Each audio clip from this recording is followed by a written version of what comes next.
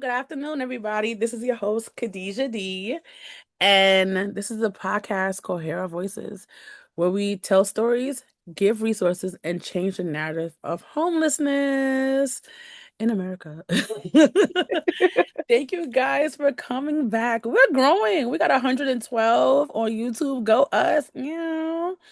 I'm not sure about Instagram. Well, not Instagram. I'm not sure about what is this? Anchor slash Spotify. Last time I was like 70 something. It might be 80 something now. Who really knows? But guys, definitely follow us.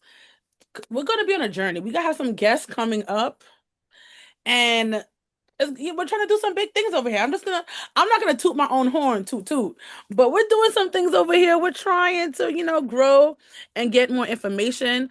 I have learned so much about podcasting over the years. Before I started podcasting this YouTube channel, but it technically we're on YouTube also. I was only doing YouTube, right? And it's much, I think this is much different, especially if now I'm interviewing, it's just not myself kind of thing. I think it's very, very cool on how guests come on and they tell their stories and people give resources. And I hope that the podcast in general can help people.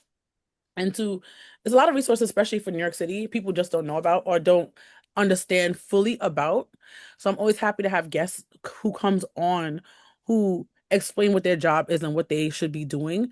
Granted, I feel like no place is going to be perfect because no one is perfect, but we try our best to help the people in the community the best that we can to prevent from shelter, or if you're in shelter, how to do that, and also for aftercare. So it's a lot of different things. Please follow us on our social media platforms. We got TikTok, we got Instagram, we got what else? YouTube and any other streaming platforms for any podcasts. Definitely on there. If you're on any other podcast station, please follow us on like Instagram because I post on there very frequently. We have many different things. Well, most of the events that I post on, if like event wise, is not us.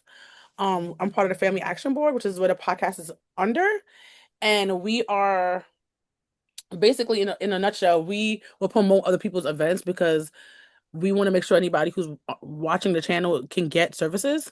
I know how to, like, example, we have a community baby shower that we're actually doing something for community baby shower coming up, but also there's a community baby shower that we have a couple of them in the city, and want to make sure that anybody who needs baby stuff in general can have those things. If you want to have a food pantry, we want to make sure that you have those recommendations.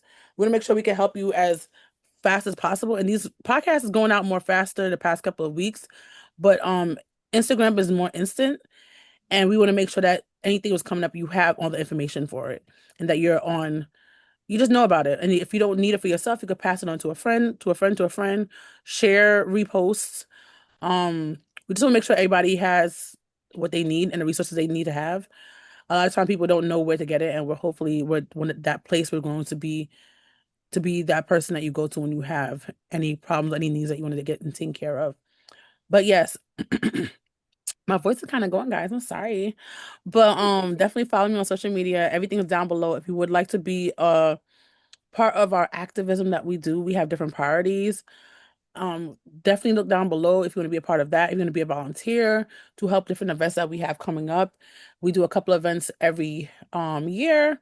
We're doing more events now. We used to do like one event a year. Now we're getting to be two, three, and four and five. So we're definitely growing. Our team is growing. And if you want to be hired, actually, we're using the PATH standards.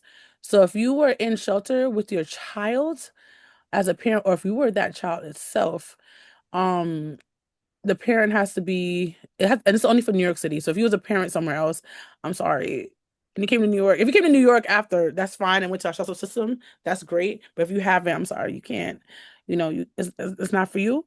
But we are looking for a person to help with the podcast and and other stuff. We have other positions opening up, so we definitely love to have you for that.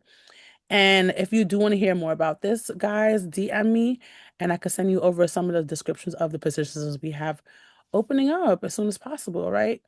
Thank you again for listening. So I don't want y'all to get confused. I know we had Stephanie on a couple weeks ago, but now we have a different Stephanie on, and she's also a recurring person.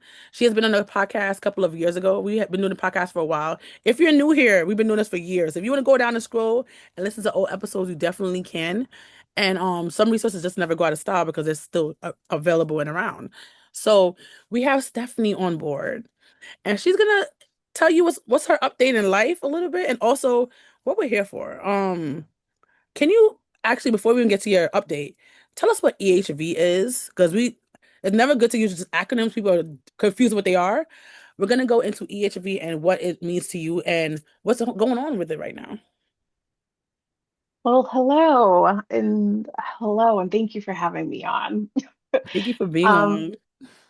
yes, I'm Stephanie. Um, EHV. EHV stands for Emergency Housing Voucher. Yes, It is under the umbrella of Section 8. I know Section 8 is well known. Um, it is a pandemic, I like to call it the pandemic voucher for domestic violence or intimate partner violence survivors. It was created during the pandemic. So a lot of people, I shouldn't say a lot of people, I, me, myself, look at the pandemic like a breath of fresh air in some ways right, because it provided me a space for safety and relief. It it put it gave me safety and relief. So EHV stands for Emergency Housing Voucher, and it's a type of Section 8 voucher under NYCHA HUD, which is NYCHA is like a um, New York City Housing Department, and HUD is the Housing Urban Development. It's just all the people who fund emergency housing voucher. And so, what is happening to EHV is that our current administration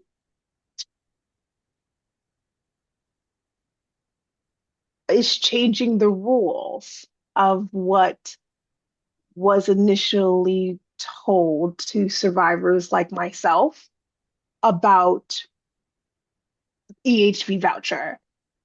In When the EHV voucher was created during the pandemic, um, we were told that it would last until 2020 or 2030.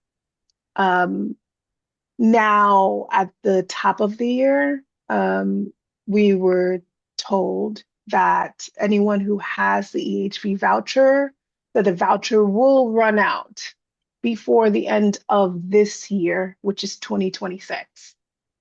Um, as a single mother of multiple children, um, this is shaken what it is, my livelihood. It has made my home life unstable, and it made what was supposed to be something that was representing freedom from abuse and a new beginning and a new start and a refreshing turn of events into something that now I am back in that survival mode where I am looking and seeking and trying to secure the home that I created outside of abuse. I don't know if that was, I could keep going. Yes, but so that's, yeah, you're definitely correct. EHV, they have some in NYCHA, they have some in HPD. yeah, HPD got 2000, I would say 2000 and change. NYCHA got 5,200 yeah. vouchers. That's a lot of people, a lot of families, a lot of individuals who were given a ticket to housing, right? And so a lot of demographics of people, like they gave some, I want to say, is it ACS? I want to say they gave to that. But they definitely gave it to There's youth and runaway homeless youth. I'm sorry. It's late, guys. It's after 7. So it might be after 8 at this point. It's yeah, 7:54 at night, not even in the morning, at night. So bear with me. end of So they day. It's okay. yes. And is they gave some to runaway homeless youth. I want to say they gave about 700. I could be definitely wrong. That might be the only the HPD side. So what happened was last year, actually a year before, it was rumors that, oh, because they initially told them people they'll have 10 years, which in regular Section 8 is honestly, you could use it until you 30 die. plus You could buy a years. house and Yeah, you could do a lot of stuff with it. But because it was an emergency voucher, it was only given for a certain limited amount of time. So people understood, I feel like, with restrictions. yes, with So it was restriction. not only a limited amount of time, it was also restricted. So a regular Section 8 voucher, you can rent a home, you Right. can purchase a home Hmm. within that Section 8 I was gonna say voucher. that. Yeah, yeah, yeah. EHV voucher is not like that. It Yes. was specifically for if you want to move out of state, you can do that. If you need to move from to a place of safety, you can do that. And it's not to sound ungrateful, it's just to say that it was different.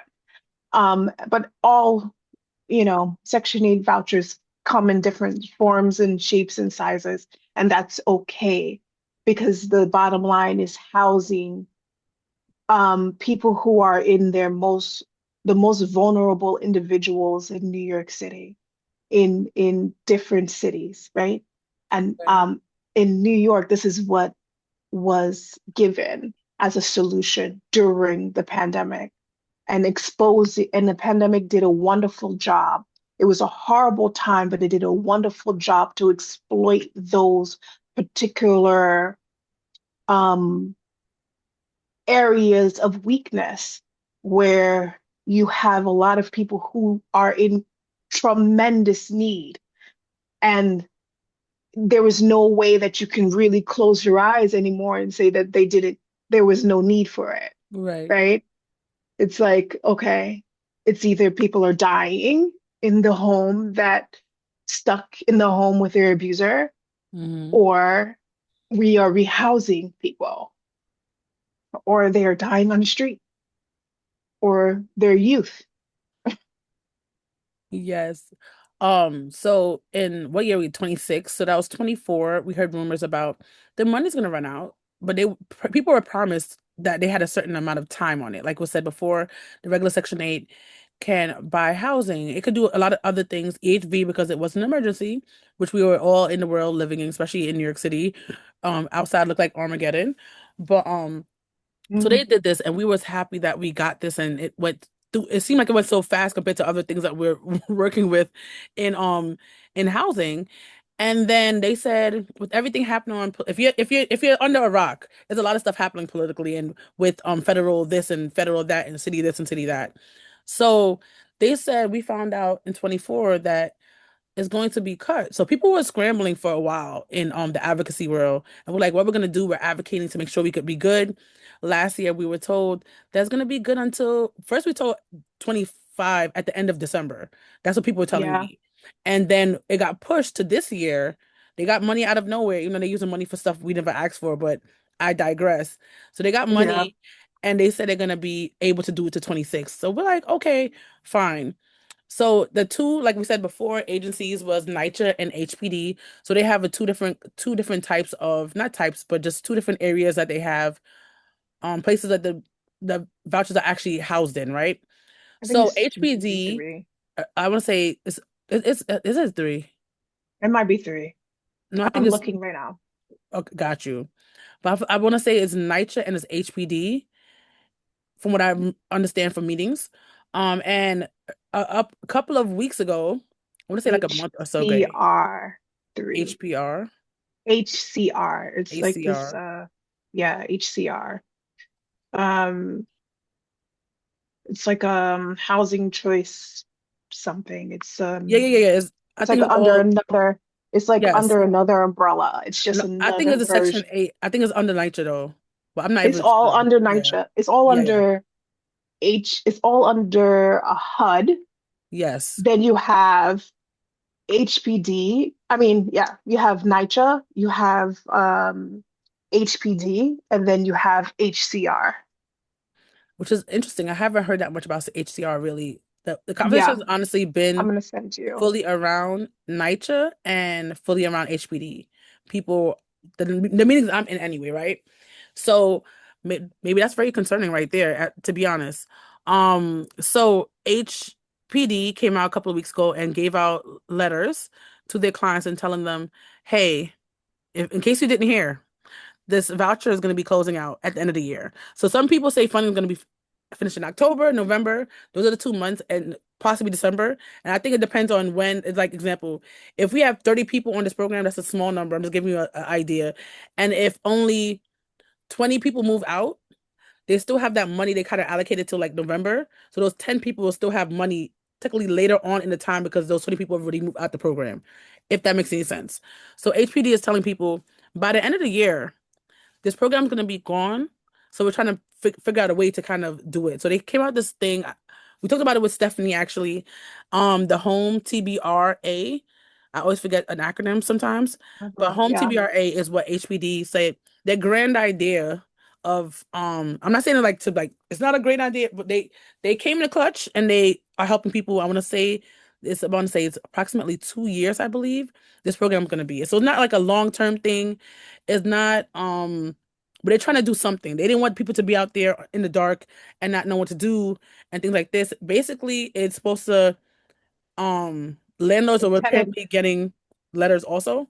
So Mhm. landlords were told this, and it seemed like the landlords who took the first initial voucher is okay. From when I haven't heard no rumors yet, are okay taking this new voucher because it's basically the similar thing. It's just a different name, and certain ways of it's gonna be different. NYCHA taking their slow time as usual. I live in NYCHA. A lot of things they do is NYCHA. slow and ridiculous. So Ni- NYCHA wasn't coming out with nothing n- initially. They was like, "Oh, it's gonna be finished. Good luck." And and no, it's even worse. I would like to say because mm, NYCHA is taking a stance in where they're sending. So in my case, Right, right, because I'm coming from an unstable housing that was in a different borough. right, And I relocated to another borough. And NYCHA is taking the stance of I am going to, they were sending out two letters. One letter before they started making all of these changes that, right, hey, in December, hey, we know that EHV is going to run out, so we're going to give you. So they have a little group of people where they say, okay, we're gonna convert your EHV voucher to HCR voucher, which is basically still Section 8. It's just a different program within Section 8, right? right, And so those people who received those letters, like myself, had a like, phew, I don't have to worry about it. But at the top of the year, when they decided that they just were like, oh, okay, no, we actually, wait, we changed our mind. We're not going to do any of these things. Whoever had that HCR voucher, they have it. But right, anybody who does not, whoever did not convert yet, or um, or in my case, it's supposed to convert at the end when the vouchers done. EHV, when the EHV is Be run done. out, Right, they send another letter to say, I know that we said that we will convert your one Section 8 voucher to EHV voucher to a different Section 8 voucher, which is HCR. We're not doing either of them. right. And in addition to that, we would like you to apply for NYCHA housing, project Mm-hmm. housing Yes, before May 1st in right, order for you to qualify. And if you do not apply before May 1st, you are not entitled to any of NYCHA's services. That's including Section 8 future services. That's including Section 8. That's including NYCHA housing or project housing, um, anything. And if you deny whatever magic bag that that comes at the end of May 2nd or May 3rd or whatever offer they give you, hmm, they are very clear to write that you are not eligible for anything future in the future that's kind of scary. in in that way. So as a survivor Right, with three young children, right, with neurodivergent children, Mm-hmm. with a disability, with a hidden disability, as Right. a TBI sufferer, as a strangulation sufferer, as a survivor of multiple domestic violence survivor and a sexual assault survivor. Right. What is it that you are telling me in this letter? You might as well put me back in the home of my abuser and tell me that I cannot leave my home. You might as well put me back in the home where you're telling me how and which way I'm supposed to spend my money. You're not giving me a stable Maslow hierarchy of needs says that safety and security is number one. That's your foundation. Right. So if I don't have a way to pay my rent, 80% of my rent is no longer available to me. What are my real options? And what is it and what is the alternative? And the frustrating part about it is that as a survivor, I have this unwavering faith in God, and I'm going to say God because only God's got me this far. It's true. And because of that, that's what gotten me to just sit in peace in the chaos. But this is frustrating for me and it's triggering at the same time. And I still have to show up for my three children.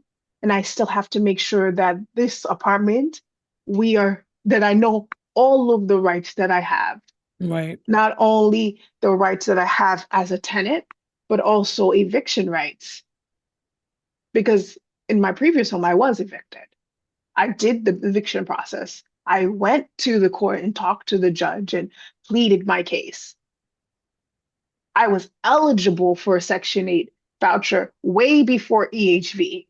I was on the waiting list for a Section 8 voucher way before EHV. I was renewing every 2 years and being abused in a home that I should have been out of 10 years Mhm. before I receive a voucher. And it took a global pandemic for me to receive a voucher for 3 years, 2.5 years later, to be told,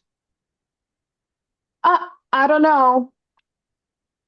Let's see. Well, I guess you're just gonna have to wait and see if you can get into project housing with your neurodivergent children and you know, or you're not eligible for anything else.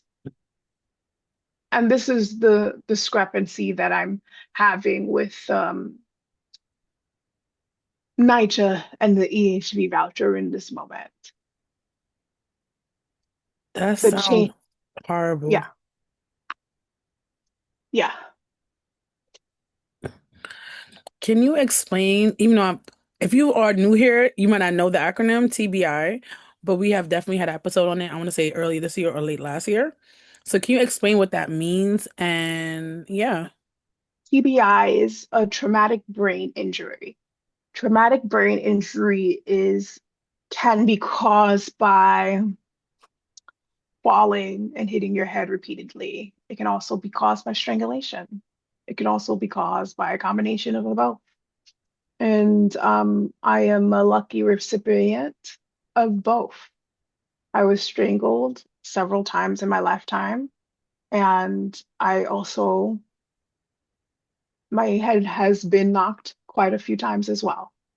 Um, Symptoms of TBI, of traumatic brain injury, can be short-term memory loss, forgetfulness, sometimes vertigo or nausea.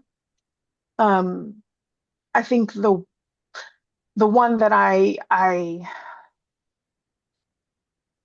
work through every day is like the tolerance of screens and how you have to use tablets and devices and these things to be able to do your day-to-day job or work or again, three children, multiple children. So answering emails or phone calls and not feel sick, not feel nauseous or nauseated, and still feel coherent in the Right. sense of being able to digest the information in a way where you can be a functional, fully functional. The dizziness in traveling. And there are many places that um, really do wonderful work with survivors of domestic violence and intimate partner violence and strangulation survivors, and recognize the signs of TBI. But I am older, so I think that the it wasn't until my head was knocked a few times that I really was diagnosed. And that's what led to that diagnosis. And if it wasn't for that, I wouldn't be diagnosed properly. Um, so I want to add in here before we get back to the HV. Before we would think that domestic violence in general was something that we, for the past 40 or 50 years, we're making sure we understand survivors. But to be honest, I feel like in the past, not say a couple of years, but probably, I can't give a number right now of how much people have advocated for domestic violence survivors and to make sure they're looked upon as survivors in the community that we're in. For example, I want to say it's last year. They put, I don't think it's a pilot program, but the training for EMT people was not, it's not a thing. They go on the scene, they assess the situation, but a lot of times with DV survivors, they didn't look for brain injury. And it's not their fault of their own. It's just because the training was not really out there for that. Like if a person was in a car accident, they'll look for that because they know like impact, head, it could be a thing. But in just even the DV community of people the professionals who know about these things didn't really think about like strangulation and how much time is getting hit. So it wasn't seemed like it wasn't a big thing until the past, I want to say 4 or 5 years. That's what it For seemed five like. I could years, be totally even. wrong, Yeah, right? yeah. So now when they put in place last year that EMT workers, when they go on scene and they think it's a domestic violence issue, they'll make sure they look to see if that's one of the things they look for. So if the broken bones, scratches, but they also want to see if there's any brain issues to make sure people can get help accordingly. A lot of times with domestic violence survivors, a lot of things are overlooked. People are in shock. People sometimes are in denial this even happening to them. And it's granted, physical violence is not the only way people are in DV situations, but this is what we're talking about right now. So that's why I'm putting it up to this because it could be financial abuse. It could be, there's a lot of different things when it goes on to DV in general.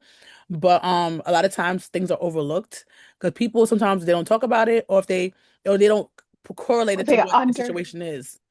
or So under yeah, embellish it, or yes, even like just like make it an underwhelming fact, right, or like just, oh, I don't want to protecting this, I don't want this person to get in trouble. I know there's many times that I've done that. right. There's many times that I've protected my abuser for many multitude of reasons.